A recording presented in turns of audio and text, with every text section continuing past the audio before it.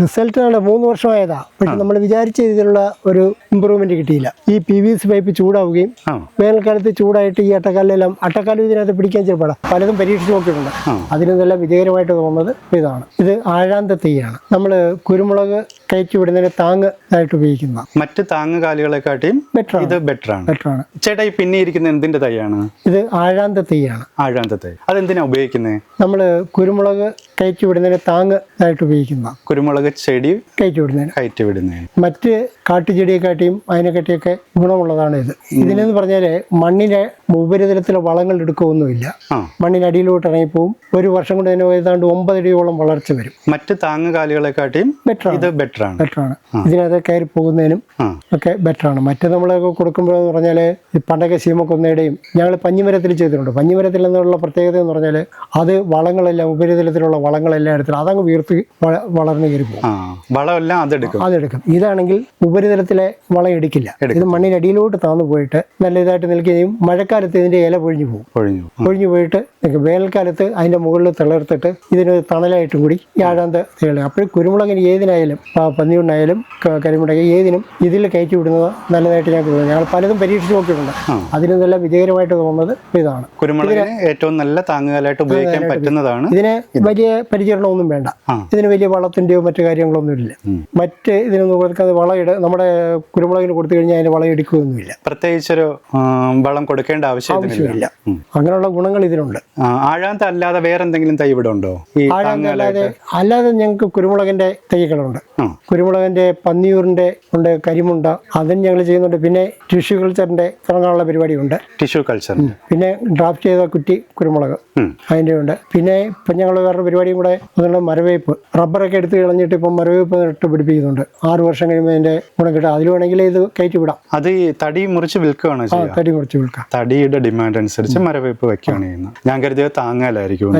അല്ല, താങ്ങാല് ആഴാന്ത മാത്രമാണ് താങ്ങാലായിട്ട്. ആഴാന്ത ഏക്കറക്കണക്കിന് മരവേപ്പ് വെച്ച് പിടിപ്പിക്കുന്നുണ്ട്. ചേട്ടൻ ഒന്ന് പരിചയപ്പെടുത്താവോ? എന്റെ പേര് മുരളീധരൻ നായർ. ഈ സ്ഥലം എന്ന് പറയുന്നത് കൊല്ലം ജില്ലയ്ക്കും തിരുവനന്തപുരം ജില്ലയ്ക്കും ഇടയ്ക്ക് വരുന്ന ഒരു ബോർഡർ പ്രദേശമാണ്. കുമ്മിൾ പഞ്ചായത്ത് പ്ലാങ്കീഴ് എന്ന് പറയും. അതാണ് ഈ ലൊക്കേഷൻ വരുന്നത്. ചേട്ടാ എത്ര വർഷമായി ഈ ഒരു മേഖലയിൽ? ഞങ്ങൾ പരമ്പരാഗതമായിട്ട് ഈ മേഖലയിലാണ്. ഇതിലെ ഇപ്പൊ 10-20 വർഷമായിട്ട് നമ്മൾ കുരുമുളക് കൃഷി ചെയ്യുന്നുണ്ട്. നേരത്തെയൊക്കെ കരിമുണ്ട്, പന്നിയൂർ. ഇതിന് പന്നിയുണ്ട് 1 മുതൽ 10 വരെയുള്ള ഐറ്റം ഉണ്ട്. അതിൽ ഏറ്റവും ബെറ്റർ ആയിട്ടുള്ളത് ഒന്നാണ് പന്നിയൂർ 1. അത് ഞങ്ങളുടെ വിളയിൽ എലവുമരത്തിലൊക്കെയാണ് കയറ്റി വിടുന്നത്, അതായത് പഞ്ഞിമരം. പക്ഷെ പഞ്ഞിമരത്തിനുള്ള പ്രത്യേകത എന്ന് പറഞ്ഞാൽ അത് കുറെ നാൾ കഴിയുമ്പോൾ അങ്ങ് വളർന്ന് വലിയ വണ്ണം വെച്ച് വരും. കാരണം ഭൂമിയിലുള്ള ഇതിലുള്ള വളമെല്ലാം വലിച്ചെടുക്കുന്നു. അതിൽ നിന്നാണ് ഞാൻ വേറെയും മരങ്ങളിലൊക്കെ വെച്ച് പോയിട്ട് അതിനകത്തൊക്കെ എന്ന് പറഞ്ഞാൽ കുരുമുളകിന്റെ വളവും കൂടി അത് വലിച്ചെടുക്കും. ഇതിനകത്ത് ഈ ആഴാന്തയിൽ എന്ന് പറയുമ്പോൾ കുരുമുളകിന് കൊടുക്കുന്ന വളം അത് വലിച്ചെടുക്കത്തില്ല. അത് ഭൂമി അടിയിലോട്ട് വേര് പോവുകയാണ് ഇത്. അപ്പം മേൽമണ്ണിലുള്ള വളങ്ങളൊന്നും ആഴാന്ത എടുക്കത്തില്ല. നമ്മുടെ കുരുമുളകിന് തന്നെ പൂർണ്ണമായിട്ടും 18 അടിയുള്ള ഉയരത്തിലേക്ക് അത് വളർന്നു വരും. ഒരു 9 അടി നിർത്തിക്കൊണ്ട് വേണമെങ്കിൽ നമുക്ക് കട്ട് ചെയ്ത് അടുത്ത ഒരു താങ്ങുകാലായിട്ട് ഇത് ഉപയോഗിക്കുകയും ചെയ്യാം. അങ്ങനെ ഒരു ഉപയോഗമുണ്ട്. അങ്ങനെ ഒരു ഗുണം കൂടി. അതിന്റെ തണ്ട് തന്നെ എടുത്ത് അടുത്തൊരു തൈയായിട്ട് നമുക്ക് നടാൻ പറ്റും. അതിന് പകുതി. പിന്നെ ഇതിന്റെ ഇല മഴക്കാലത്ത് പൊഴിഞ്ഞു പോകും. അപ്പോൾ ഈ കുരുമുളകിന് സൂര്യപ്രകാശം കിട്ടുകയും ചെയ്യും. പിന്നെ വേനൽക്കാലത്ത് കിളിപ്പുണ്ടായി അതിന്റെ തണല്, ഇതിന് തണൽ ആവശ്യമാണല്ലോ. വേനൽക്കാലത്ത് ഇത്രയും ചൂടുള്ള അതിന് തണൽ ആവശ്യമാണല്ലോ. ഞങ്ങൾ ഇതിനെ ഇടയ്ക്ക് വെച്ച് പരീക്ഷണാർത്ഥം PVC പൈപ്പിലൊന്ന് കയറ്റിയിട്ടുണ്ട്. ചേട്ടാ ഇവിടെ PVC കുരുമുളക് ചെയ്തത് വിജയത്തിലാണോ? പൂർണ്ണമായിട്ട് വിജയത്തിലെന്ന് പറയാൻ പറ്റത്തില്ല. കാരണം ഇതിൽ ആഴാന്തയിൽ കിട്ടുന്ന കണക്ക് ഉള്ളത് കിട്ടുന്നില്ല. കാരണം നമ്മുടെ കാലാവസ്ഥയിൽ ഇത്രയും ഭയങ്കര ചൂട്. പിന്നെ അത് കഴിഞ്ഞിട്ട് ഈ PVC മുകളിൽ തണല് കിട്ടുന്നില്ലല്ലോ. തണലില്ല, എപ്പോഴും വെയിൽ കിട്ടുന്നതല്ല. മുകളിൽ ഇതിന്റെ ഇലകളൊന്നും ഇല്ലല്ലോ. ആഴാന്തയ്ക്ക് എന്ന് പറയുന്നത് മുകളിൽ പോയി കഴിഞ്ഞിട്ട് ഇതിന്റെ ഇലകൾ വരും. അപ്പോഴും താഴെ നിൽക്കുന്ന ഈ കുരുമുളകിന് തണല് കിട്ടും. മഴക്കാലത്ത് ഇതിന്റെ ഇല പൊഴിഞ്ഞു പോയിട്ട് സൂര്യപ്രകാശവും കിട്ടും. മറ്റേന്ന് പറഞ്ഞാൽ സൂര്യപ്രകാശം ഉള്ളപ്പോൾ സൂര്യപ്രകാശം മാത്രമേ ഉള്ളൂ, മറ്റേ തണല് അതിന് കിട്ടത്തില്ല. പിന്നെ അതിന്റെ അട്ടക്കാലം അതിനകത്ത് പിടിക്കുന്നതിനും സ്വല്പം പ്രയാസമാണ്, ബുദ്ധിമുട്ടാണ്. അത് പിന്നെ നമ്മൾ കെട്ടിയൊക്കെ കൊടുക്കണം. അതുകൊണ്ട് ഞങ്ങളുടെ അഭിപ്രായത്തിൽ PVC അത്ര സക്സസ്ഫുൾ അല്ല. അനുഭവത്തിൽ അങ്ങനെയാണ്, അത്ര സക്സസ്ഫുൾ അല്ല. അതുകൊണ്ടാണ് ഞങ്ങൾ പിന്നെ വേറെ പലതിലും നോക്കിയപ്പം ആഴാന്തയാണ് ബെറ്റർ. ആഴാന്ത എന്ന് പറയുമ്പോൾ നമ്മുടെ വളങ്ങൾ കൊടുക്കുന്ന വളങ്ങൾ നശിക്കുന്നില്ല, പിന്നെ വെള്ളത്തിന്റെയും വലിയ പ്രശ്നമില്ല. വെള്ളത്തിന്റെയും വളത്തിന്റെയും ഒന്നും അത്ര വലിയ നമ്മുടെ കാലാവസ്ഥ, നമ്മുടെ തെക്കൻ കേരളത്തിലെ കാലാവസ്ഥയ്ക്ക് അനുയോജ്യമായതാണ്. ഇവിടുത്തെ നഴ്സറിയിൽ മൊത്തത്തില് ഈ താങ്ങ് കാലുകളുമുണ്ട്, കുരുമുളക് പന്നിയൂറിന്റെയും കരിമുണ്ടയുടെയും തൈകളുണ്ട്. പിന്നെ അതിനായിട്ട് ടിഷ്യൂ കൾച്ചറിൽ ഞങ്ങൾ ആലോചിക്കുന്നുണ്ട്. ടിഷ്യൂ കൾച്ചർ കുരുമുളക് ഗ്രാഫ്റ്റ് ചെയ്ത കുറ്റി കുരുമുളകും ഉണ്ട്. അത് നമുക്ക് ആവശ്യാനുസരണം പല ഇനങ്ങളിൽ അങ്ങനെ കുറ്റി കുരുമുളക് ചെയ്ത് കൊടുക്കാൻ പറ്റും. പന്നിയൂറിന്റെ 10 ഇനം ഉണ്ട്, 10 വെറൈറ്റി ആയിട്ടുള്ള. അതിനകത്ത് 1-ാം തരമാണ് കൂടുതൽ പോകുന്നത്. അതിനെ 10 ഇനം ഉണ്ടെന്നൊരു ഇങ്ങനെ പറയുന്നുണ്ട്. അതിൽ നമ്മൾ കൂടുതലായിട്ട് ഇപ്പം പോകുന്നത് ഏറ്റവും ഡിമാൻഡ് ഉള്ളത് പന്നിയൂർ ഒന്നാണ് ഇപ്പം കൂടുതൽ ഡിമാൻഡ് ഉള്ളത്. ചേട്ടാ, കുരുമുളകിന് താങ്ങുകാലായിട്ട് ആഴാന്ത നടുമ്പോൾ അതിന്റെ ഒരു നടുന്ന രീതി എങ്ങനെയാണ്? കുരുമുളക് തൈ എപ്പോഴും ഇളക്കമുള്ള മണ്ണിലാണ് നല്ലത്. ആ ഇളക്കമുള്ള മണ്ണിലെ അല്ലാതെ 2 അടി താഴ്ചയിൽ എടുത്തതിന് ശേഷം കുരുമുളക് നടുക. ഈ ആഴാന്ത തൈ അതിനകത്ത് 2 വള്ളി കുരുമുളകിന്റെ 2 തൈകൾ വെച്ച് പിടിപ്പിക്കുക. നടുന്ന സമയത്ത് നമ്മൾ കൊടുക്കുന്ന വളം എന്ന് പറയുന്നത് വാമെന്ന് പറയുന്ന വളമാണ്. വാമാണ് ഏറ്റവും നല്ലത്. കുരുമുളക് മറ്റേ ആഴാന്തയ്ക്കൊന്നും കൊടുക്കണമെന്നില്ല. കുരുമുളകിന് വാമ്പ് കൊടുക്കുക. വാമ്പ് കൊടുത്തു കഴിഞ്ഞാൽ വാമിന്റെ പ്രത്യേകത എന്ന് പറഞ്ഞാൽ വേരോട്ടത്തിന് നല്ല വളർച്ച പെട്ടെന്ന് വേരോട്ടം നല്ല രീതിയിൽ വേരോടും.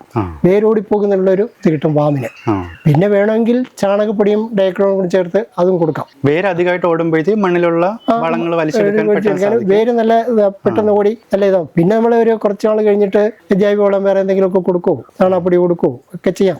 രാസവളം പിന്നെ സാവധാനം കൊടുക്കാമല്ലോ. ആദ്യത്തെ കൊടുക്കുന്ന പറഞ്ഞാൽ വാമട്ട ഞങ്ങൾ ചെയ്യുന്നത്. പിന്നെ ചാണകപ്പൊടിയും ഡയക്ലോണും ചേർത്തൊക്കെ വേണമെങ്കിലും കൊടുക്കാം.